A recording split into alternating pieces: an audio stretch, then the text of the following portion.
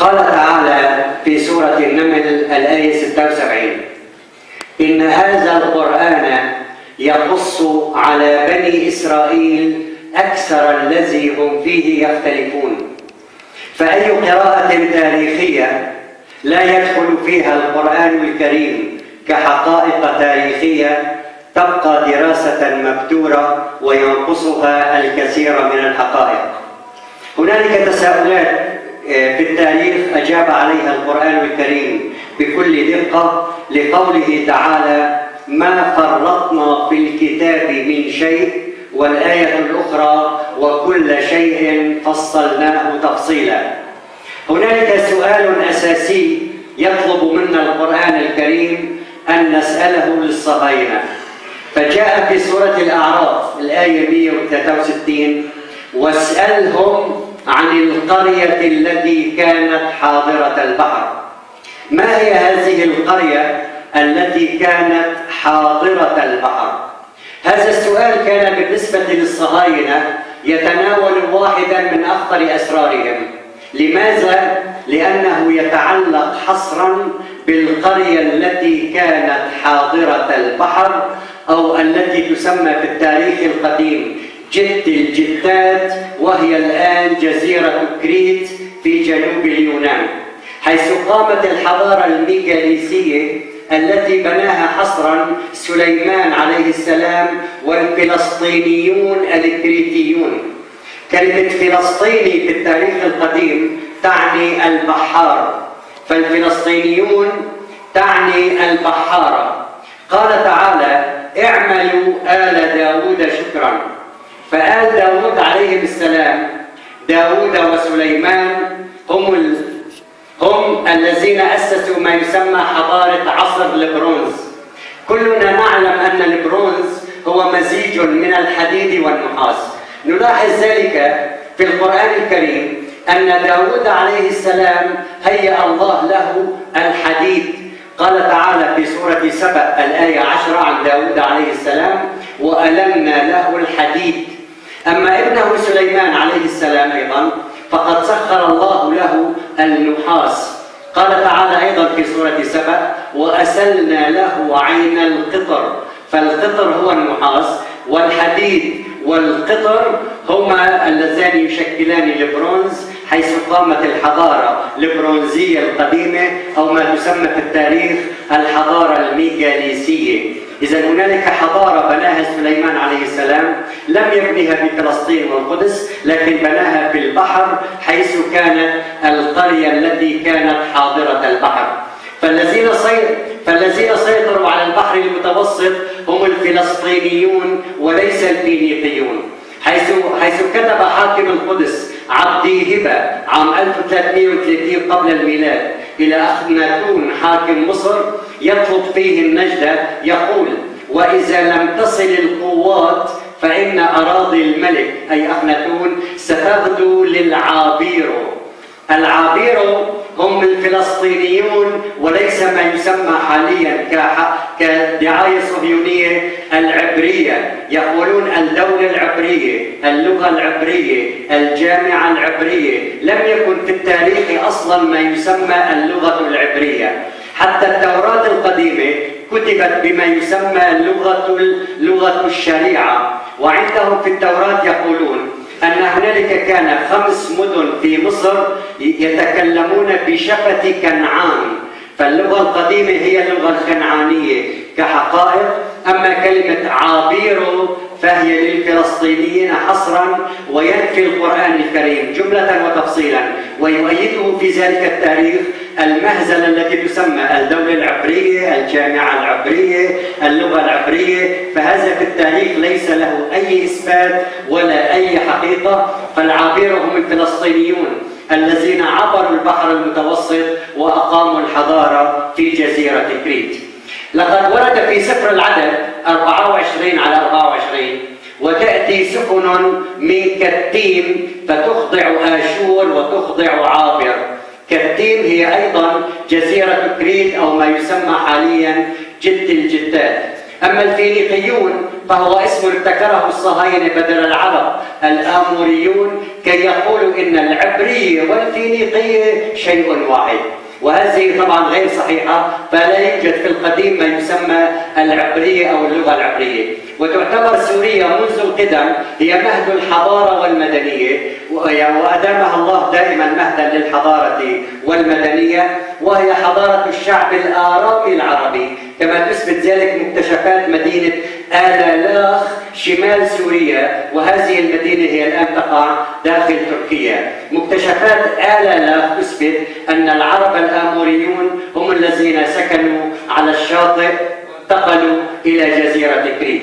سليمان عليه السلام بنى حضارته في جزيرة كريت، هذا شكل إيضاحي إلى جزيرة كريت، هنا اليونان وهذه قبرص وهنا تركيا، فكانت هنالك حركة دائمة بين فلسطين وبين كريت، حيث بنيت الحضارة الشهيرة بما يسمى القرية التي كانت حاضرة البحر.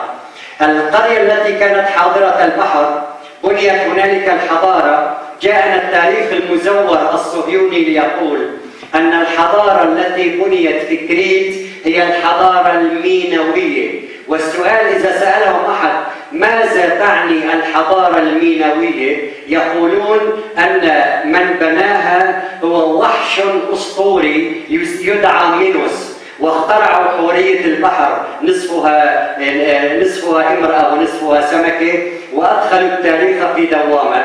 لكن الحضارة التي بنيت في كريت ومن بينها عجائب الدنيا السبعة هي الحضارة التي بناها سليمان حصرا، حيث القرية التي كانت حاضرة البحر. نقول مثلا الرقة أنها حاضرة البادية. في كريت هنالك الحضارة التي بناها سليمان، والحضارة المينوية التي يقولون أن من بناها هو مينوس وهو وحش أسطوري. جاءتنا هذه، جاء في سفر العدد 24 يخرج كوكب من يعقوب ويقوم صولجان من إسرائيل. هنا موضوع هام جدا، أن يعقوب عليه السلام ليس هو إسرائيل، وبني يعقوب ليسوا هم بني إسرائيل. أولا نجد في سفر أشعياء وسفر أشعياء أيضا وسفر العدد في الكتاب المقدس أن الكتاب المقدس يميز بين يعقوب وبين إسرائيل، فيعقوب شيء وإسرائيل شخصية أخرى. ففي سفر أشعياء 9:8 أرسل الرب قولا في يعقوب فوقع في إسرائيل. في أشعياء 14:1 لأن الرب سيرحم يعقوب ويختار أيضا إسرائيل. إذا نلاحظ حتى الكتاب المقدس والعهد القديم يميز بين يعقوب وبين إسرائيل. حتى حاليا في الإنجيل في العهد الجديد في بداية في إنجيل متى نجد نسب السيد المسيح. يبدأ نسب السيد المسيح من إبراهيم، فالصراع الأبدي واضح بين كوكب يعقوب وصولجان إسرائيل. إذا يعقوب شيء وإسرائيل والدعاية الصهيونية التي روجت لإسرائيل شيء آخر، الذي هو العدو الأكبر إلى يعقوب. إذا أرسل الرب قولا في يعقوب فوقع في إسرائيل. وتؤكد حقائق التاريخ أن الإسرائيليون يكونون ذئابا فقط حين يكون الآخرون خرافا للافتراس، أما فيما عدا ذلك فهم أبناء الأفاعي كما خاطبهم السيد المسيح. فالسيد المسيح يقول لهم في إنجيل متى يا أولاد الأفاعي كما وصفهم السيد المسيح، وهم عبد الطاغوت والجرائم الإنسانية كما وصفهم القرآن الكريم. فكيف يكونون شعبا مقدسا للرب كما يزعمون أنهم هم فقط الشعب المقدس وباقي الشعوب إلى الهاوية. كل الشعوب نالها هذا التضليل أن الصهاينة هم الشعب المقدس. لا نتكلم هنا عن اليهود والديانة اليهودية كديانة، فالقرآن يحترم هذا الموضوع جدا. نتحدث هنا عن الصهاينة لأن هؤلاء الضالين يحاولون هدم المسجد الأقصى بدعوى إعادة بناء هيكل سليمان، وهم يعلمون علم اليقين أن سليمان عليه السلام لم يبني هيكلا في القدس، بل كان يبني محاريب. والأدهى من ذلك أن يدعوا أن سليمان ملكهم بينما هو آسرهم ونافيهم مكبلين للأغلال تنفيذا إلى لعنة داود. فسليمان عليه السلام توضح الآية الكريمة أنه لم يبني هيكلا في القدس، كان يبني فقط عبارة عن محاريب كما ورد في سورة سبأ، يعملون له ما يشاء من محاريب ومن لسانهم ندينهم. في عام 1999 ميلادي صدر تقرير عن مجموعة التنقيب الصهيونية في القدس يقول لا صدقية لوجود هيكل في القدس. هم يعترفون من عام 67 وحتى عام 1999 وينقبون ويبحثون عن الهيكل فلم يجدوا. من الموقعين على هذا التقرير من الصهاينة جدعون ابني روني رايخ، زهيب هيرزوغ، وتونيا سجي. هيكل في القدس، فالحقيقة إذن ليست أقصانا ولا هيكلهم، والحقيقة إذن أقصانا ولا هيكل لهم. يجب أن لا نقول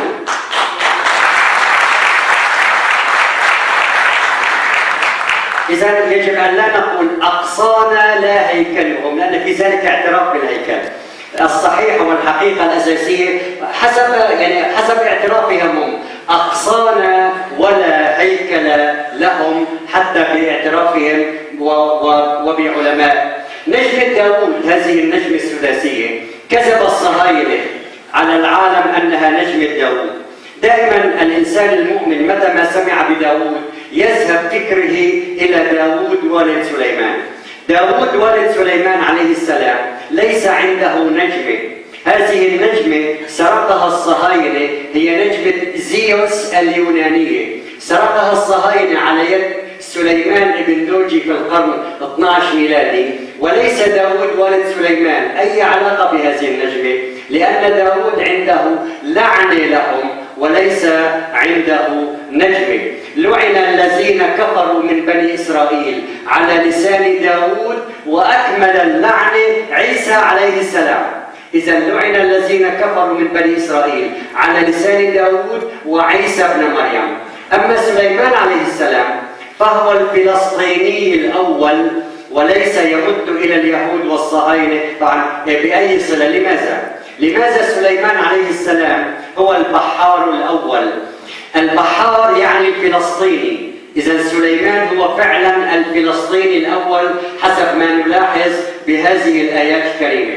لماذا سخر الله الريح إلى سليمان؟ الله سخر الريح إلى سليمان. لو كان سليمان مقيما فقط في القدس ماذا سليمان سيفعل بالريح؟ يعني بده يشم هواء فيها، فشو بيهمه إذا الهواء بالجهة الشمالية أو الغربية إذا نلاحظ فسخرنا له الريح تجري بأمره رخاء حيث أصاب. كان يوجه السفن في البحر حيث أصاب لأنه لم يكن عنده محركات ميكانيكية. والشياطين كل بناء وغواص. الغواص يحتاج إلى بحر، لا يمكن أن يغوص الغواص في صحراء النقب مثلا أو في جبال القدس. وآخرين مقرنين بالأصفاد.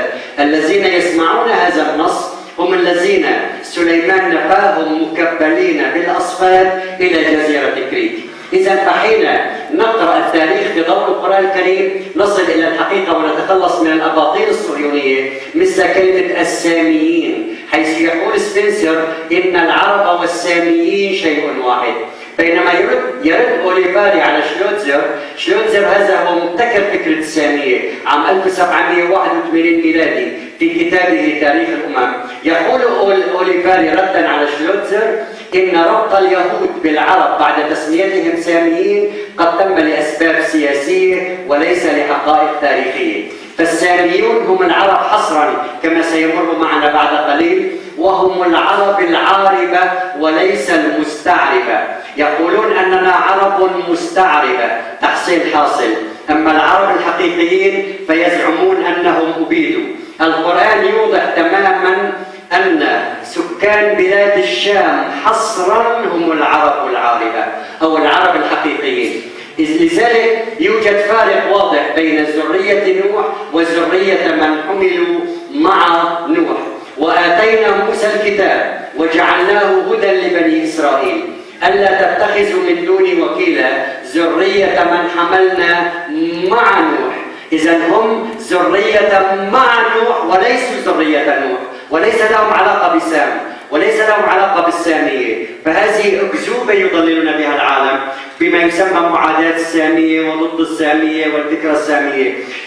القرآن يوضح تماما في سورة الإسراء، حتى بعض التفاسير وبالفقه الإسلامي سورة الإسراء يطلق عليها سورة بني إسرائيل، لأنها توضح فعلا ذرية من حملنا مع نوح، ومن ذرية آدم وممن حملنا مع نوح. جاءت الدعاية الصهيونية لتقول عكس هذا الكلام، قالوا أنه لم يبقى إلا نوح عليه السلام فقط، لم يبقى أحد معه. هذه الدعاية الصهيونية. في سورة هود نلاحظ قوله تعالى: وقيل يا نوح اهبط بسلام منا وبركات عليك وعلى ممن معك. هنالك ظهرت مع نوح سنمتعهم. جاءت الداعية الصهيونية لتنفي هذه الحقيقة وتقول لم يبقى إلا نوح وسام وحام وكنعان بهذا الموضوع، لكن هن فعلا. لذلك نلاحظ في جدال نوح مع قومه هذه الفئة ظهرت من قبل نوح، من زمن آدم، وكانوا هم الأرذلون حتى في زمن نوح. هذه الفئة الضالة المضلة من زمن آدم لحد الآن هي التي كانت السبب المباشر في عدم إيمان قوم نوح. إذا هم أراذل من القدم. ففي سورة الشعراء نلاحظ أن قوم نوح يقولون له: قالوا أنؤمن لك واتبعك الأرذلون، ما نراك اتبعك إلا الذين هم أراذلنا بادي الرأي، أي المتخلفين فكريا. إذا هذه الفئة من بني إسرائيل، فكان رد نوح عليه السلام عليهم: ولا أقول للذين تزدري أعينكم لن يؤتيهم الله خيرا، الله أعلم بما في أنفسهم. إذا نلاحظ أن نوح عليه السلام لا يمكنه أن يرفض شخص أو مجموعة قالوا له آمنا، فنوح يقول: هي ما مسؤوليتي، أنا أرفض. لذلك واضح أن جدال نوح مع قومه كان حول أشخاص يعتبرهم المجتمع في ذلك الوقت أراذل، وذلك بسبب وجود أصول عميقة لنظرة العداء لمجموعة هذه الغرباء التي حضنها نوح بعد أن أظهرت إيمانها. لذلك قيل يا نوح كما قلنا: اهبط بسلام منا وبركات عليك. الدعاية الصهيونية ألطفت هنا، قالوا لم يبقى إلا نوح، ونلاحظ وعلى ممن معك. إذا لم يبقى نوح وحده كما تقول الدعاية الصهيونية. فهذه الآيات تنفي فكرة أن اليهود هم الساميون. لذلك سنميز أن يعقوب شيء وإسرائيل الذي معناه عبد الله. الله في السابق كان يدعى إيل، فإسماعيل الله يسمع، ميخائيل شبيه إيل أو شبيه الله. لذلك دائما كان الله يدعى إيل. ثم جاء الصهاينة بعد ذلك وأدخلوا فكرة يهوه. ولقد أرسلنا نوحا وإبراهيم، فإبراهيم عليه السلام الذي هو أب لكل الناس وليس لفئة باغية قالوا شعب الله المختار. الله يخاطب إبراهيم صراحة: إني جاعلك للناس، وليس لفئة واحدة، إني جاعلك للناس إماما. فإبراهيم هو لكل الأديان، لكل الناس، وليس حكرا على فئة صهيونية قالوا أنهم هم شعب الله المختار والباقي الشعوب لتذهب إلى الجحيم. إذا نلاحظ أنه لم يقل ذريتيهما بل قال ذريتهما. إذا عنده ذرية واحدة، فيوضح أن إبراهيم عليه السلام هو من ذرية نوح. وذلك حينما قال تعالى: ووهبنا له إسحاق ويعقوب، لم يقل إسرائيل، قال إسحاق وقال يعقوب، وجعلنا في ذريته النبوة والكتاب. لذلك في السابق قالوا أن إبراهيم عليه السلام يخص الفئة اليهودية حصرا، ونلاحظ من هذا المخطط هذا الموضوع الرائع. إبراهيم عليه السلام كان عنده ولدين، إسماعيل وإسحاق. ففي سورة إبراهيم الآية 29: الحمد لله الذي وهب لي على الكبر إسماعيل وإسحاق. قال تعالى: ووهبنا له إسحاق ويعقوب نافلة والعرب تسمي ولد الولد نافلة لأنه زيادة عن الولد. الصلاة النافلة هي الزائدة على الفرض والسنة. لذلك ووهبنا له إسحاق ويعقوب، القرآن يقول يعقوب ولا يقول إسرائيل، النص القرآني واضح. ومن سلالة يعقوب الأسباط هم يوسف وإخوته عليهم السلام. هذه المجموعة إبراهيم وإسماعيل وإسحاق ويعقوب والأسباط وردت في القرآن الكريم 3 مرات، مرتين في سورة البقرة ومرة في سورة النساء. قال تعالى: وأوحينا إلى إبراهيم وإسماعيل وإسحاق ويعقوب والأسباط. إذا نلاحظ وبالقائمة الله يعطي أسماء فيذكر يعقوب والأسباط، لم يقل إسرائيل ولم يقل بني إسرائيل. الآية الأخرى: قولوا آمنا بالله وما أنزل إلينا وما أنزل إلى إبراهيم وإسماعيل وإسحاق ويعقوب والأسباط. الآية الأخرى: أم تقولون إن إبراهيم وإسماعيل وإسحاق ويعقوب والأسباط كانوا يهودا. إذن اليهود ليس لهم صلة بهذا الكلام، ونلاحظ هذا الموضوع الهام جدا. من هذه السلالة جاء كل الرسل والأنبياء عليهم السلام، فكما أوضح القرآن الكريم في سورة الأنعام أن كل الرسل جاءوا من ذرية إبراهيم عليه السلام. ففي سورة الأنعام نلاحظ هذه الآية 18 نبي ورسول وبالقائمة يعدلها القرآن كي لا نضيع، لم يقل ذرية إبراهيم. بدأت الآية الكريمة: وتلك حجتنا، حجة إلهية، آتيناها إبراهيم على قومه نرفع درجات من نشاء إن ربك عليم حكيم، ووهبنا له إسحاق ويعقوب كلا هدينا. نلاحظ يعقوب. ونوحا هدينا من قبل، فربط إبراهيم بنوح حصرا، فإبراهيم وذريته بما فيهم عيسى عليه السلام وإلياس هم الساميون وليس الفئة الصهيونية. إذن ونوحا هدينا من قبل. عاد إلى إبراهيم يقول: ومن ذريته داود وسليمان وأيوب ويوسف وموسى وهارون. واضح النص. فموسى عليه السلام وهارون هم من ذرية إبراهيم. ويتابع عليه: وزكريا ويحيى وعيسى وإلياس كل من الصالحين، وإسماعيل واليسع ويونس ولوطا وكلا فضلنا على العالمين، ومن آبائهم وذرياتهم وإخوانهم واجتبيناهم وهديناهم إلى صراط مستقيم. عن هذه السلالة الطاهرة لتقول الآية بشكل واضح: إن أولى الناس بإبراهيم للذين اتبعوه وهذا النبي. إن أولى الناس بإبراهيم للذين اتبعوه، هذه الفئة الطاهرة كلها، وهذا النبي والذين آمنوا والله ولي المؤمنين. فنفى الصهاينة عن هذه السلالة الطاهرة.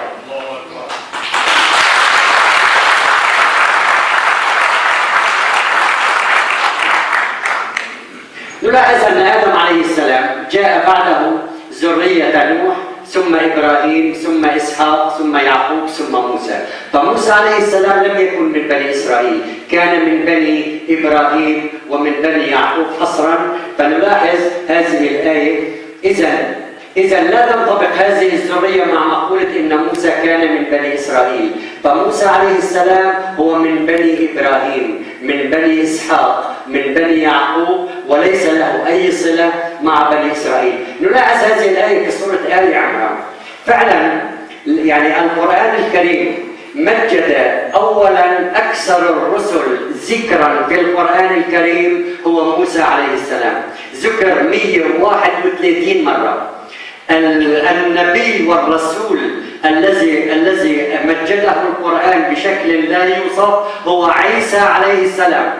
إذن عيسى عليه السلام ورد في القرآن الكريم مع أمه مريم 64 مرة. مع احترامنا لرسولنا الكريم ذكر في القرآن الكريم 4 مرات.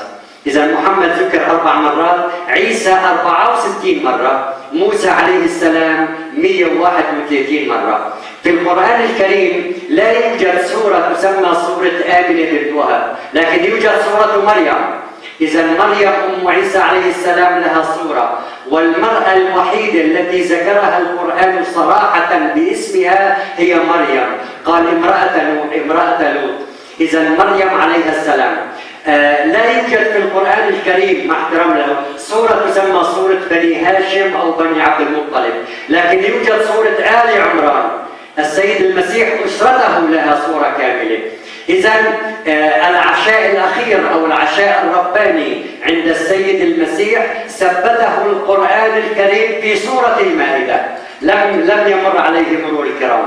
فالقرآن الكريم يمجد عيسى عليه السلام وأمه مريم بشكل لا يوصف، لذلك إن الله اصطفى آدم فقط ونوحا، لم يقل آل نوح وآل إبراهيم وآل عمران. أسرة عيسى عليه السلام على العالمين، واضح النص ذرية بعضها من بعض. إذا ذرية بعضها من بعض، ولم يدخل ضمن هذه الفئة لا إسرائيل ولا بني إسرائيل. لكن من هو إسرائيل أمام هذا النص؟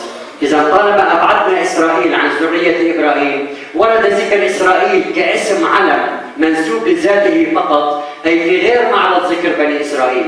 ذكر إسرائيل إذا لم ورد إسرائيل كاسم علم ولم يذكر ضمن بني إسرائيل كقوم، ورد مرتين فقط في القرآن الكريم. كل الطعام كان حلا لبني إسرائيل إلا ما حرم إسرائيل على نفسه، أي أن إسرائيل لم يكن نبيا بالأصل، لأن النبي لا يحرم الأشياء من ذاته، يحتاج إلى نص إلهي.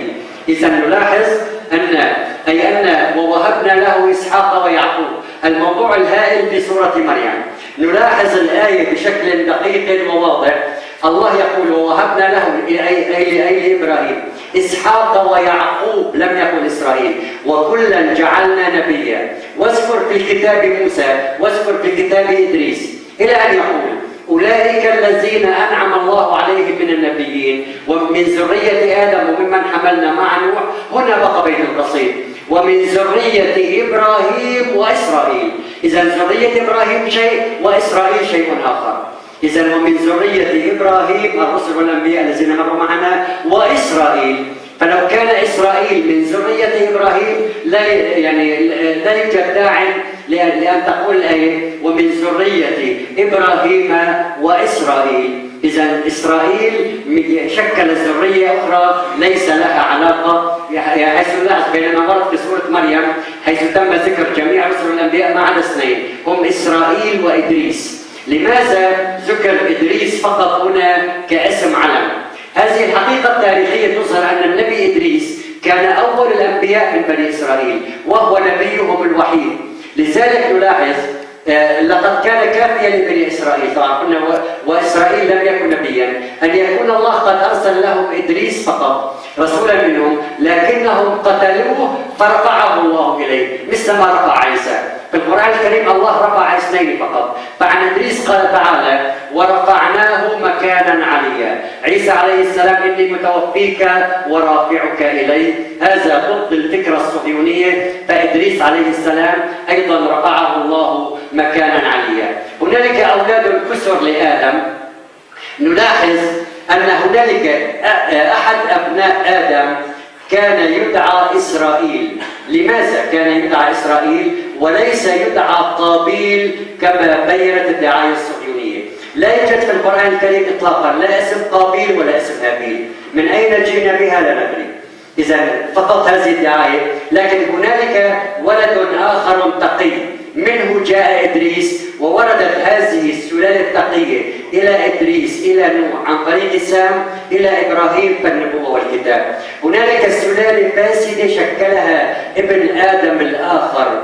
إذا هذه السلالة مر معنا أنها عبرت مع نوح وليس من ذرية نوح، ذرية من حملنا مع نوح. هذه السلالة غير مستقرة مذبذبة بشكل دائم.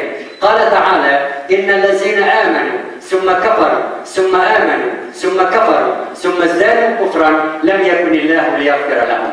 آمنوا بعزير أولا كفروا بعزير بعد أن أماته الله 100 عام ثم بعثه، آمنوا به ثم آمنوا بموسى، كفروا بعيسى عليه السلام.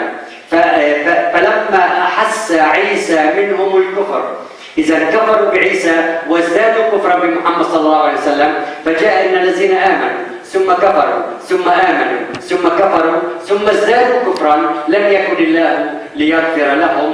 لذلك هذه السلالة قلنا أنها سلالة مستقلة. إذا هنالك إسرائيل وليس قابيل. ورد في سورة المائدة هذه الحقيقة التالية: إذا واتلوا عليهم نبأ ابني آدم بالحق. فابني آدم ما قتل أخوه مشان أخته، قال له بعطيك أختي وما بصير تاخذ أختك. هذا الموضوع الكامل. إذا تمت عملية إنه كان حواء عم تولد صبي بنت وصبي بنت، فهذا بده ياخذ أخت هذا وهذا بده ياخذ أخت هذا، فواحد أخته أحلى من الثاني بده ياخذ أخته التوأم. جاءت هذه الفكرة الدعاية الصهيونية فقتلوا مشان أخته. بالحق كان القتل لأجل التقوى، وحتى هذه اللحظة لا يقتلون الصهاينة إلا لأجل التقوى فقط. وقتلهم الأنبياء، يقتلون الأبرياء، يحرقون بالفوسفور الأبيض والفوسفور الأحمر، من طبيعتهم القتل. فإسرائيل لماذا؟ أنه ابن آدم. واتلوا عليهم نبأ ابني آدم بالحق إذ قربا قربانا فتقبل من أحدهما ولم يتقبل من الآخر قال لأقتلنك. إذا القتل لسبب التقوى. قال إنما يتقبل الله من المتقين، إلى أن تقول الآية الكريمة: فطوعت له نفسه قتل أخيه فقتله. لماذا جاءت الآية بعدها؟ من أجل ذلك كتبنا على بني إسرائيل أنه من قتل نفسا بغير نفس أو فساد في الأرض فكأنما قتل الناس جميعا. ما علاقة أولاد يعقوب في ابن آدم؟ إذا فطوعت له نفسه قتل أخيه فقتله. لذلك كتبنا على أولاده أنه لا تأخذوا سنة القتل اللي وضع أبوكم اللي كان اسمه عبد الله وإسرائيل. من أجل ذلك كتبنا على بني إسرائيل على أولاده. إذا ولقد جاءتهم رسلنا بالبينات. فالرسل من بني إبراهيم أرسلوا إلى بني إسرائيل فقتلوهم. لذلك رسلنا ثم إن كثيرا منهم من بعد ذلك في الأرض لمسرفون ويعصون في الأرض فسادا بما يسمى أي أن ابن آدم إسرائيل هو الذي سن سنة القتل في البشرية. لذلك كتب الله على ذريته هذا التحذير. من أجل ذلك كتبنا على بني إسرائيل. إذا وقد اختصوا وحدهم بقتل الرسل والأنبياء الذين كانوا من ذرية إبراهيم. فعيسى عليه السلام هو الذي من ذرية إبراهيم كما مر معنا، وقد أرسل إلى بني إسرائيل لكنهم عذبوه وأهانوه. ففي سورة آل عمران: ورسولا عن عيسى عليه السلام ورسولا إلى بني إسرائيل. وفي سورة الصف: إذ قال عيسى ابن مريم يا بني إسرائيل إني رسول الله إليكم. لذلك نلاحظ: فآمنت طائفة من بني إسرائيل وكفرت طائفة. إذا هم الذين كفروا بعيسى عليه السلام. لذلك ورد في رسالة بطرس الأولى 3:8 عن عيسى عليه السلام أنه هو الحجر الذي رفضه البناؤون. إذا هم الذين الصهاينة رفضوا عيسى عليه السلام. ففي رسالة بطرس الأولى عيسى عليه السلام هو الحجر، هو الأساس، هو الحقيقة، لكنهم رفضوه. فكان بالنسبة لهم كما ورد أيضا في رسالة بطرس حجر صدمة وصخرة عسرة بالنسبة إلى الصهاينة. لذلك لعنهم عيسى عليه السلام من بعد داود. لعن الذين كفروا من بني إسرائيل على لسان داود وعيسى ابن مريم. ونلاحظ أن عيسى عليه السلام يقول لهم في إنجيل متى 3:7: فلما رأى كثيرين من الفريسيين والصدوقيين يأتون إلى معموديته قال لهم يا أولاد الأفاعي. فعيسى عليه السلام كان ضد هذه الفئة الطاغية التي تشكل حاليا الحركة الصهيونية. من بعد الطوفان عمل نوح عليه السلام بالزراعة، وهي الصنعة المحتقرة حاليا لدى اليهود ومنهم الصهاينة. وقوم بني إسرائيل ليسوا حارسي أرض، فهم ليسوا من ذرية نوح ولا علاقة لهم لا من قريب ولا من بعيد بالسامية. فواقع بني إسرائيل بعد الطوفان توضحه الآية التالية: قل هل أنبئكم بشر من ذلك مثوبة عند الله من لعنه الله وغضب عليه. لماذا؟ لأنهم يقتلون بشكل دائم. فالذي غضب الله عليه هو إسرائيل أو قابيل. مر معنا هذه الفقرة أنه الله غضب على هذه الذرية التي تقوم بعملية سنة القتل. إذا أن قوم موسى الذين خرجوا معه من مصر ليسوا فقط من بني إسرائيل. لذلك نلاحظ قالوا ما أخلفنا موعدك بملكنا ولكننا حملنا أوزارا من زينة القوم فخذفناها فكذلك ألقى السامري. فقوم موسى هم مزيج غير متجانس خرج معه من مصر، وليس فقط بني إسرائيل كما توضح الدعاية الصهيونية. قوم موسى لماذا هو خليط غير متجانس؟ ومن قوم موسى أمة يهدون بالحق وبه يعدلون. إن قارون كان من قوم موسى، والسامريين أيضا كانوا من قوم موسى. وهذا يكشف القرآن الكريم عن هذه الحقائق التاريخية الهامة. نفى أن يكون من خرجوا مع موسى عليه السلام جميعا خرجوا من مصر جميعا من بني إسرائيل وذرية يعقوب، بل كانوا مزيجا غير متجانس، ومنهم السامريون والسحرة الذين آمنوا مع موسى. إذن هم مزيج قوم موسى. إذ قال موسى لقومه نفت هذه الآية فرية أطلقها كتب التوراة البابلية أن موسى عليه السلام قد طلب لعب دور اللصوص منهم باستعارة الحلي والأواني الذهبية بقصد السرقة. أوضحت الآية الكريمة أن القوم الذين ينتمي إليهم السامري كانوا بارعين في التعدين، حيث حول الحلي والجواهر لعجل ذهبي. كما توضح الآية القرآنية أن مصر الفرعونية الحاكمة قد جعلت سلالة بني إسرائيل التي تزامن وجودها في مصر مع ذرية يعقوب، فقالوا أنهم هم بنو إسرائيل. هذا موضوع متزامن تاريخيا. بعد 7 سنوات من القحط كان فئة من بني إسرائيل يعملون في مصر، وهنا تزامن دخول آل يعقوب إلى مصر، فضاعت علينا المواضيع فقالوا أن آل يعقوب هم بنو إسرائيل. لا، هو موضوع متزامن، هؤلاء فئة وهؤلاء فئة أخرى. لذلك فرعون جار على بني إسرائيل وجعلهم يعملون بالزراعة التي كانت هي صنعة محتقرة. يقول موسى عليه السلام لفرعون: وتلك نعمة تمنها علي أن عبدت بني إسرائيل جعلتهم يعملون بالزراعة. وكان قارون أيضا من قوم موسى، إن قارون كان من قوم موسى، وكان قارون أصحاب القرار إلى جانب فرعون وهامان، وقارون وفرعون وهامان. إذن أن يوسف عليه السلام قد وصل لمرتبة الملك في مصر وليس فقط إلى مرتبة العزيز. فلما جهزهم بجهازهم جعل السقاية في رحل أخيه، ثم أذن مؤذن: أيتها العير إنكم لسارقون. قالوا وأقبلوا عليهم: ماذا تفقدون؟ قالوا نفقد صواع الملك. لو كان يوسف عزيز ما الذي جاء بصواع الملك؟ إذن أصبح يوسف بمرتبة الملك، نفقد صواع الملك. إذن كذلك كدنا ليوسف ما كان ليأخذ أخاه في دين الملك. والحقيقة الهامة أن بني إسرائيل قتلوا يوسف عليه السلام، ويوسف عليه السلام لم يمت موتا طبيعيا كما ورد في المسلسل الأخير. لذلك هنالك آية بسورة غافر توضح أن يوسف عليه السلام هلك هلاكا ولم يمت موتا. يقول مؤمن آل فرعون: ولقد جاءكم يوسف من قبل بالبينات فما زلتم في شك مما جاءكم به حتى إذا هلك لم يقل مات وتلك القرى أهلكناهم.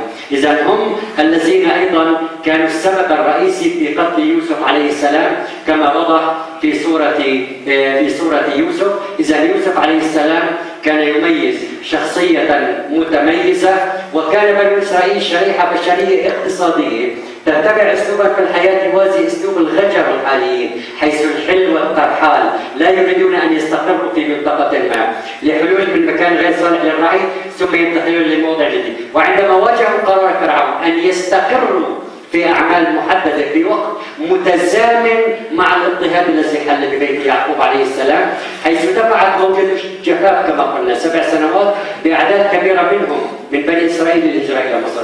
هنا نفهم سر الحوار بين موسى وفرعون حول طلب إخراج بني إسرائيل من مصر ليتابعوا أسلوبهم الحياتي، فرفض فرعون بشدة لأنه كان يعتبرهم سكانا. فقولا إنا رسولا ربك فأرسل معنا بني إسرائيل ولا تعذبهم بأعمال الزراعة المستقرة. إذا هم فئة أراد موسى أيضا إخراجها من مصر، وليس فقط كانت مهمته. لذلك كانوا جزءا من سكان مصر الذين عذبهم فرعون رمسيس الثاني، وهذا ما توضحه الآية التالية: ليسوا جميعا خرجوا من مصر، بقي قسم منهم بعد فرعون يعملون في مصر كما توضح الآية في سورة الأعراف. فانتقمنا منهم أي الفراعنة فأغرقناهم في اليم، إلى أن يقول: وأورثنا القوم الذين كانوا يستضعفون مشارق الأرض ومغاربها، وتمت كلمة ربك الحسنى على بني إسرائيل بما صبروا. إذا بعد هلاك فرعون بقي قسم منهم في مصر يعمل في الزراعة، ومن رافق موسى كانوا بعضا من قومه وليسوا كل قومه، فما آمن لموسى إلا ذرية من قومه على خوف من فرعون. إذا هم قسم صغير هاجر مع قوم موسى، وليسوا هم جميعا بني إسرائيل الذين أخرجهم موسى. داود وسليمان، نلاحظ: وهل أتاك نبأ الخصم إذ تسوروا المحراب إذ دخلوا على داود ففزع منهم. كيف يفزع داود من أشخاص دخلوا عليه بشكل غير لائق أصلا؟ تسوروا المحراب، واضح أنه لم يكن عندهم اللباقة، لم يأتوا من الباب، لم يطرقوا الباب. لماذا داود فزع منهم؟ لأنهم كانوا فئة شريرة ورزيلة، وهم قتلة ليس عندهم أي أخلاق. داود الذي قتل جالوت فزع منهم، داود الملك والحاكم والرسول فزع منهم. لماذا فزع؟ نلاحظ هذا الموضوع الهام جدا. الآية الثانية: وداود وسليمان إذ يحكمان في الحرث إذ نفشت الراعي ليلا، رعت الغنم بالليل، فيه غنم القوم، وكنا لحكمهم شاهدين ففهمناها سليمان. لماذا الله فهمها سليمان ولم يفهمها إلى داود؟ الموضوع هام جدا. هؤلاء الفئة الطاغية كانوا يخيفون حتى داود، كانوا يعملون بالرعي ويحتقرون المزارع. إذا لذلك قاموا بعملية الرعي للحرث. لأول مرة على ما يبدو أن المزارعين تجرؤوا، وما يسمى بالقضاء رفعوا دعوة على الرعاة. لذلك ورد هذا الموضوع الهام جدا في القرآن. ظاهر الآية موضوع دعوة عادية، لماذا ثبتت في القرآن الكريم؟ وداود وسليمان إذ يحكمان في الحرث، يعني ما هذه القضية الكبرى لكي يوضحها القرآن بهذه الدقة؟ وكنا لحكمهم شاهدين ففهمناها سليمان. فهمنا سليمان: ألغي هذه الغطرسة التي على مر العصور الراعي يحتقر المزارع. فهمناها سليمان: ألغي هذا الموضوع نهائيا، كفانا غطرسة وكفانا فوضى، أعد الحق إلى نصابه. لذلك جاءت الآية: لأن داود فزع منهم، سليمان لم يفزع منهم، وأقام الحد عليهم ووضع الأمور في نصابها. الشيء الهام جدا نلاحظ آيتين عن إبراهيم عليه السلام. هذه الفئة كانت تخيف حتى إبراهيم عليه السلام. لماذا؟ نلاحظ في سورة هود: ولقد جاءت رسلنا إبراهيم بالبشرى فقالوا سلاما قال سلام. هنا ناحية بلاغية لغوية هامة. الرسل الكرام قالوا سلاما بالنصب، قال سلام بالضم، والضم أقوى من النصب. إذا حياهم بتحية أحسن منها. إذا قالوا سلاما قال سلام، وإذا حييتم بتحية فحيوا بأحسن منها، فنفذها إبراهيم عليه السلام. إذا المهم، فما لبث أن جاء بعجل حنيذ. الصهاينة يحرمون أكل الحنيذ، لكن الحنيذ يعني المقدد والمشوي على الشمس. إذا فلما رأى أيديهم لا تصل إليه، يعني حتى هذه اللحظة لم يدرك أنهم ملائكة، قدم لهم الحنيذ. ما أكلوا حنيذ فزع منهم لاعتقاده أنهم من بني إسرائيل. إذا ونلاحظ أيديهم نكرهم وأوجس منهم خيفة، إذا لاعتقاده لأنهم لا يأكلون الحنيذ. أما في سورة الزاريات نفس القصة لكن واضحة بشكل آخر. هل أتاك حديث ضيف إبراهيم المكرمين؟ إذا فراغ ذهب سرا إلى أهله فجاء بعجل سمين، يعني في دهن. الصهاينة يحرمون أكل الدهن. إذا فقربه إليهم قال ألا تأكلون؟ فأوجس منهم خيفة. نلاحظ داود فزع منهم، إبراهيم عليه السلام أوجس منهم خيفة، لكن سليمان جاءت الآية ففهمناها سليمان حتى أعاد الأمور إلى نصابها.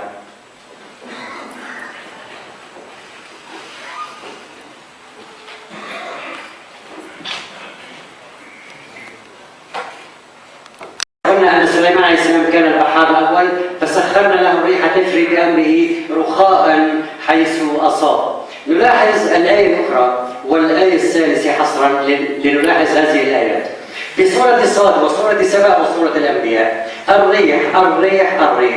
أي قارئ للقرآن يمر معه إلى سليمان الريح، ثم بعد فترة يمر معه إلى سليمان الريح يقول بعرفها هلأ مرت معي. لا، كل موضوع يناقش موضوع هام جدا. فسليمان عليه السلام في الآية الأولى رخاء حيث أصاب. إذا سليمان كان يحتاج إلى الريح ليسخرها في البحر، ونلاحظ هنا كلمة رخاء. الآية الثانية توضح المسافة التي كانت الريح تدخل فيها سليمان لداخل البحر.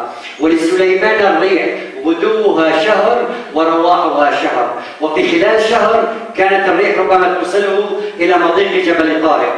إذا هو نلاحظ أنه من سيطر على منطقة البحر المتوسط وخاصة جزيرة كريت، لكن الآية الثالثة هي الآية الهامة جدا. ربما سليمان عليه السلام في البحر أصبح لديه مشكلة في الطعام، أصبح لديه مشكلة في التاهة في البحر، ضاع سليمان في البحر، يريد أن يعود بشكل إسعافي. وإلى أين؟ إلى فلسطين حصرا. فنلاحظ الآية الثالثة ولسليمان الريح عاصفة، هنا كانت رخاء تجري بأمره إلى الأرض التي باركنا فيها. إذا كان سليمان حصرا يتنقل هو والفلسطينيون الكريتيون الذين هم حتى عام 1400 قبل الميلاد كانوا المسيطرين على جزيرة كريت. ويسألونك عن ذي القرنين. لماذا سألوا هذا السؤال إلى الرسول صلى الله عليه وسلم؟ لماذا سألوه عن ذي القرنين؟ ويسألونك عن ذي القرنين. كان عندهم معلومات ناقصة عن ذي القرنين، أرادوا أن يستكملوها كاملة، لذلك جاء الرد القرآني بشكل طريف جدا. قل سأتلو عليكم منه ذكرى، وليس كامل الذكر. سأعطيكم بعض المعلومات لكي يبقي عندهم بعض الأمور الأخرى. نلاحظ أن ذي القرنين فأتبع سببا حتى إذا بلغ مغرب الشمس. لماذا بدأ من مغرب الشمس ولم يبدأ من مطلع الشمس؟ وجدها تغرب في عين حمئة. الحمأ هو بقايا الأنهار أو الطمي. إذا وجدها تغرب في عين حمئة. خلق الإنسان من حمأ. إذا الحمأ هو بقايا الأنهار إذا وصل لمنطقة أنهار. إذا ثم أتبع سببا حتى إذا بلغ مطلع الشمس وجدها تطلع على قوم لم نجعل لهم من دونها سترا. الغيم يستر الشمس، الأفق يحجب الشمس. إذا لم نكد نجعل لهم من دونها سترا، أي وصل إلى منطقة صحراوية. الموضوع الهام ثم أتبع سببا. إذا سار في ثلاث طرق، سوف توضح الخريطة بعد قليل. أتبع سببا ثم أتبع سببا ثم أتبع سببا حتى إذا بلغ بين السدين.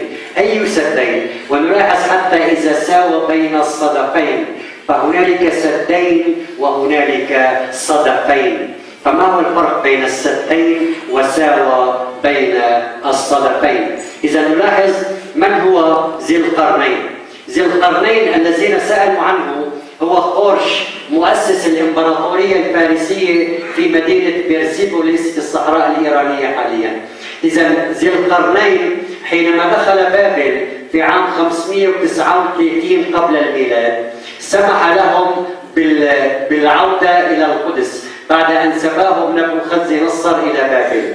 وعندما أحب أستير إحدى بناتهم أستير، ويوجد سفر أستير، سمح لهم بالعودة والتحرير إلى القدس، فسألوا هذا السؤال ويسألونك عن ذي القرنين. هذا اللي دللنا واللي صار سهرنا. فجاء الرد القرآني تماما أنه لم يدللهم. قلنا يا ذا القرنين إما أن تعذب وإما أن تتخذ فيها حسنا. قال أما من ظلم فإنا نعذبه ثم يرد إلى ربه فيعذبه عذابا نكرا يستغربه أهل جهنم هذا العذاب، فيعذبه عذابا نكرا. إذا أوضح أنه لم يذللهم ولم يعطيهم هذا الدلال. إذا ثم أتبع سببا، إذا حتى إذا بلغ مغرب الشمس وجدها تغرب في عين حمئة. تقع بابل في منطقة الأهوار حيث التقاء نهر الفرات مع نهر دجلة، وهي منطقة مستنقعات ومنطقة الحمأ. وجدها تغرب في عين حمئة، فيعترف القرآن أنه فعلا وصل إلى بابل. لذلك جاءت قوما نكرة وجد عندها قوما. إذا القوم الذين يسألونك هذا السؤال، إذا وجد عندها قوما. إذا ثم أتبع سببا حتى إذا بلغ مطلع الشمس في صحراء بكتيا حيث وصل إلى منطقة صحراء التبت. الموضوع الهام ثم أتبع سببا حتى إذا بلغ بين السدين المائيين البحر الأسود وبحر قزوين، ساوى بين الصدفين. هنالك مجموعتين من الجبال. إذا بلغ بين السدين المائيين وساوى بين الصدفين بين الجبلين. إذا وصل إلى هذه المنطقة. كان هنالك القبائل الأمازونية. حاليا في التاريخ ورد فكرة النساء الأمازونيات. هم النساء، كلمة أمازون يعني استئصال الثدي، كنا يستأصلن الثدي بدقة الرماية فسمون الأمازونيات. ومنهم رجال جبارين يغيرون على هذه المنطقة، فقام بإغلاق الممر الجبل الضيق. آتوني زبر الحديد حتى إذا ساوى بين الصدفين الممر الإجباري قال آتوني أفرغ عليه قطرة. والسادة المهندسين الميكانيكيين بيعرفوا أقصى أنواع المعادن على الإطلاق هو الحديد في درجة الاحمرار حينما نلبسه بالنحاس. حتى هذه الفكرة المعدنية الغرب حتى الآن لم ينتبه إليها. فبرجي التجارة العالمية حينما دخلت طائرة مدنية من الألمنيوم اخترقته من طرف لطرف لأنه أبراج حديد فقط. لو كان ملبس بالنحاس بدرجة الاحمرار فما استطاعوا أن يظهروه وما استطاعوا له نقبة. إذا هذه فكرة تعدينية. القرآن يعطينا علم تعدين هندسي مطلق في منتهى الروعة. إذا أول ما نفذه ذي القرنين قال انفخوا حتى إذا جعله نارا، أي الحديد بدرجة الاحمرار، قال آتوني أفرغ عليه قطرة. قال الصهيلي أن العرب العاربة الأصليين قد أبيدوا وأنه تبقى عرب مستعربة فقط أو عبارة عن تحصيل حاصل. الله يقول ملة أبيكم إبراهيم. إبراهيم هو قلنا لكل الناس، لكل الطوائف، لكل الأديان، لكل البشر، ليس حكرا لأحد على الإطلاق. إني جاعلك للناس إماما، وليس لفئة دون أخرى. لكن الموضوع الهام فعلا عم نلاحظ في سد مأرب حيث كان العرب الأقدمون القحطانيون، الله هيأ لهم الهجرة كعرب عاربة أساسية حصرا إلى بلاد الشام. فقبل أن يخرب سد مأرب وأرسلنا عليهم سيل العرب هيأ لهم طريق الهجرة الإجباري، هيأ لهم قرى داخل من سبأ حتى بلاد الشام كي لا يتيهوا في الطريق. نلاحظ هذه الآية في سورة سبأ يعني هذه الآية لم تأخذ حقها من الدراسة التاريخية. وجعلنا بينهم، بين سبأ وبين القرى التي باركنا فيها. فبلاد الشام لحد الآن هي بلاد مباركة، لن يصيبها الفتن ما أصابها ولن يصيبها. قرى مباركة باركنا فيها.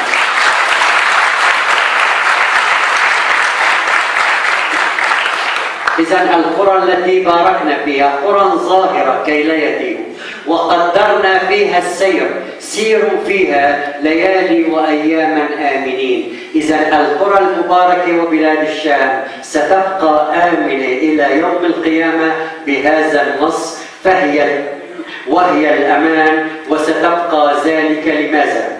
في حال المحن حيثما وجدت كان الإنقاذ إلى بلاد الشام حصرا.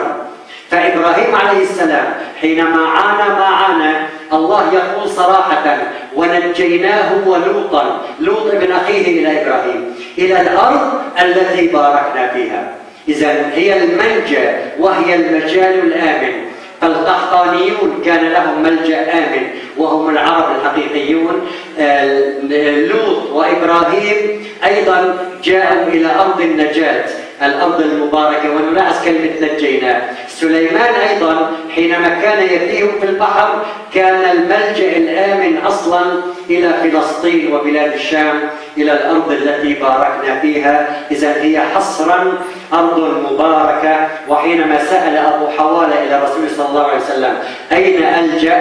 قال له الجأ إلى بلاد الشام فإن فيها البركة وفيها الخير وفيها الملجأ الآمن. لذلك كان لقاء رمضان هو ليس شهر القرآن، هو لكل الأديان على الإطلاق، أو للديانات السماوية الأساسية اليهودية والمسيحية والإسلامية. لماذا؟ نلاحظ الآية الكريمة بدقة زائدة. شهر رمضان الذي أنزل فيه أولا القرآن هدى للناس وبينات من الهدى. ما هي هذه البينات من الهدى؟ هي الإنجيل حصرا لقوله تعالى وآتينا عيسى ابن مريم البينات وأيدناه بروح القدس، ورد مرتين في سورة البقرة. إذا الإنجيل أنزل حصرا أيضا في رمضان، والحديث الشريف يقول أن الإنجيل أنزل في 6 رمضان، أي قبل القرآن الذي أنزل في العشر الأواخر، والفرقان الذي هو التوراة. فقال تعالى ولقد آتينا موسى وهارون الفرقان. إذا شهر رمضان أنزل فيه الكتب السماوية الثلاث، أنزل فيه القرآن هدى للناس وبينات من الهدى الذي هو الإنجيل والفرقان. إذا والآية الكريمة توضح في سورة الأنفال في أي يوم حصرا أنزلت التوراة. أنزلت في 17 رمضان حصرا. معركة بدر حصلت يوم 17 رمضان، يوم التقى الجمعان. إذا في رمضان يوم 17 رمضان حصرا حصلت معركة بدر الكبرى في 17 رمضان. فالفرقان هو التوراة. إذا في رمضان أنزل القرآن هدى للناس وبينات من الهدى الإنجيل، آتينا عيسى ابن مريم البينات والفرقان، ولقد آتينا موسى وهارون الفرقان. فالكتب السماوية الثلاثة أنزلت في رمضان، وليس هو شهر القرآن فقط، لكن هو شهر الأديان. والتوراة أنزلت حصرا في 17 رمضان. ففي 17 رمضان يوم التقى الجمعان في معركة بدر قال تعالى صراحة يوم الفرقان يوم التقى الجمعان. إذا لذلك نلاحظ حتى أن التوراة والإنجيل أنزلوا في رمضان وقبل القرآن. يجب أن يكون رمضان هو لكل الأديان، لهذا التلاحم، لهذا التآلف. وتوضح هذه الآية بشكل مذهل هذا الكلام. الله يقول هنا صراحة لا أحد يحتكرني إليه، أنا لست حكرا لأحد أو لدين دون آخر. هذه الآية مذهلة، فالله للجميع وإبراهيم للجميع. هذه الآية المذهلة ليس بأمانيكم بمعتقداتكم ولا أماني أهل الكتاب. لا أحد يحتكرني إلى ذاته. من يعمل سوءا يجزى به مهما كان وبكل الأديان. آية واضحة في المساواة الإلهية. من يعمل سوءا يجزى به ولا يجد له من دون الله وليا ونصيرا. ومن يعمل من الصالحات من ذكر أو أنثى فأولئك يدخلون الجنة ولا يظلمون نقيرا. ما هو النقير؟ النقير فعلا هو موضوع هام جدا. في سورة النساء 3 آيات. الآية الأولى تقول إن الله لا يظلم مثقال ذرة، يتحدث بالوزن الذري. في عام 2002 أثبت العالم الياباني يوكاوا أن البروتون ليس كرة مصمتة، لكنه كرة فارغة في بداخلها جسيم أصغر منا 100 مرة، سماه الكوارك. يعني الكوارك البروتون أصغر من كتلة الذرة تقريبا ب1000 مرة، الكوارك أصغر من البروتون ب100 مرة. فالكوارك هو أصغر من الوزن الذري ب100,000 مرة. لذلك قال ولا يظلمون نقيرا، والنقير يتحرك بحركة جانبية كأنه ينقر نقرا ولا يدور في مدار دائري. إذا ولا يظلمون نقيرا، إذا في كل الأديان وفي كل الطوائف من يعمل من الصالحات لا يظلم نقيرا، ومن يعمل سوءا يجزى به. فلا يجوز لأحد أن يحتكر الموضوع إلى ذاته، وعلى كل الأديان أن تحارب الفتنة كائنة ما كانت، لنص قرآني واضح: وقاتلوهم للمجرمين للخونة حتى لا تكون فتنة. إذا يجب أن نحارب هذه الفئات الضالة كي لا تكون فتنة. فالأديان الثلاثة متساوية أمام الله، ليس بأمانيكم ولا أماني الكتاب. أنتم شعب واحد، أنتم فئة واحدة، أنتم عباد واحدون، لأن الفتنة أكبر من القتل. لذلك السادة القسيسين والرهبان الإخوة المسيحيين يمدحهم القرآن بشكل مذهل في عدة آيات.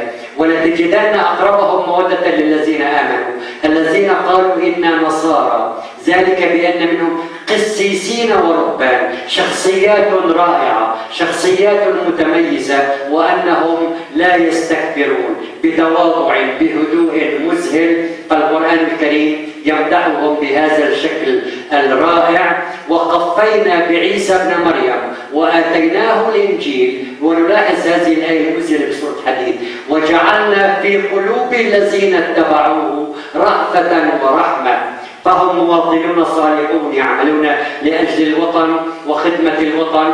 فالمسيح حسب ما ورد في سفر الرؤيا هو حمل الله كما ورد في إنجيل يوحنا. لذلك طوبى للمدعوين إلى عشاء عرس الخروف. هذا التسامح المسيحي يجب أن يقابل بالتسامح الإسلامي، يجب أن يقابل بالتسامح الأديان. لذلك طوبى للمدعوين إلى عشاء عرس الخروف كما ورد في سفر الرؤيا. وهنالك مقارنة طريفة بين طوبى السيد المسيح. طوبى السيد المسيح حرف الضاء هو الطهارة، الواو هي الوداعة والهدوء، الباء هي البركة، والألف هي الأخوة. أما طوبى الصهاينة فالضاء هو الطمع، والواو هو المشاية والفتنة، والباء هو البخل والاحتكار، والألف هي الأنانية والعداوة.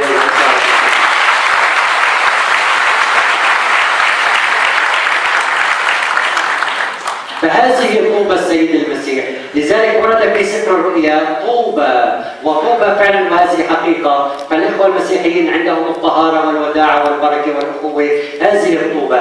أما الصهاينة في كل دول العالم عندهم الطمع والمشاية وإثارة الفتن والاحتكار وإقامة الأزمات والأنانية وعداوة كل الشعوب. نلاحظ هذا الموضوع فعلا.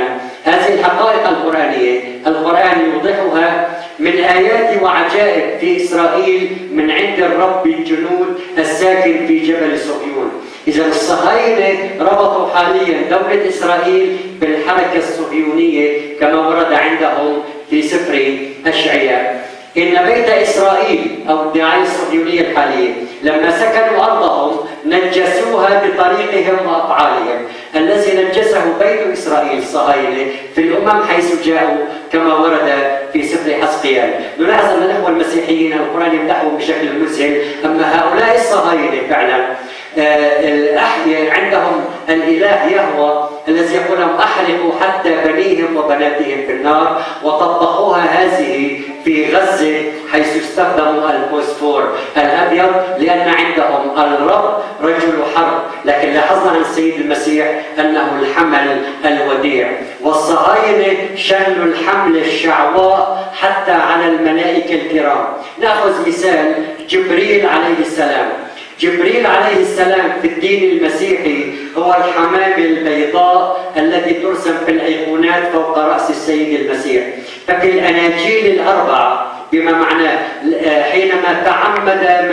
حينما تعمد يسوع وخرج من الماء وجد روح الله نازلا مثل حمامة.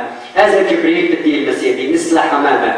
في الدين الإسلامي جبريل عليه السلام علمه شديد القوى ذو مرة فاستوى وهو بالأفق الأعلى.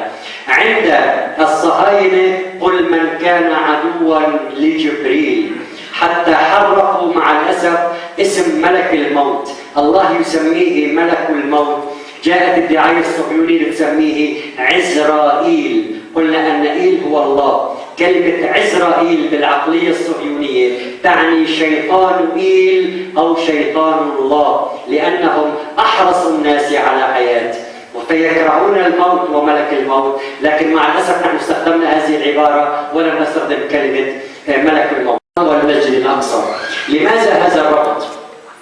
ورد في القرآن الكريم كلمتين بكة ومكة، إن أول بيت وضع للناس وليس للمسلمين فقط. إذا مكة هي لكل الناس لكل الشعوب، للذي ببكة، وهو الذي كف أيديهم عنكم وأيديكم عنهم ببطن مكة. فلماذا ذكرت بكة وذكرت مكة؟ بكة هي المكان الصغير في مكة حيث يقع الحرم حصرا، أما مكة فهي في توسع ونظام عمراني متوسع. إذا للذي ببكة ثم جاءت مكة. ونلاحظ هذا الموضوع اللغوي.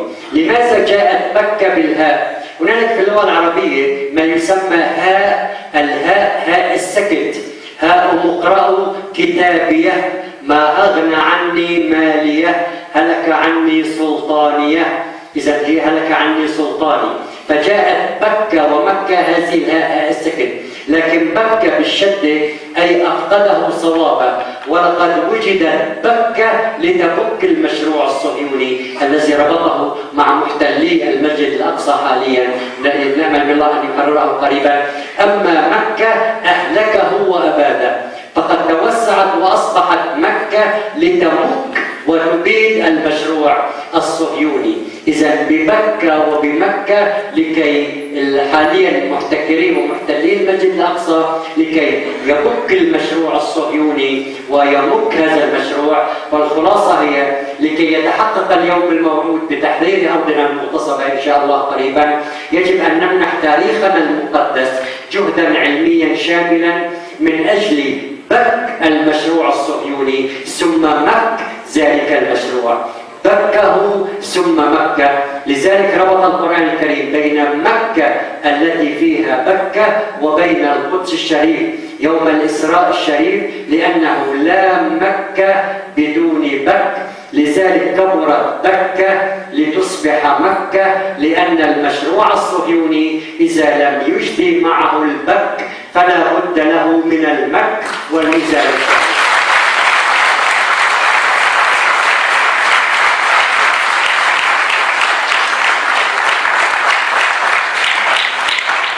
شكرا لكم فردا فردا، واسفين اذا اطلنا.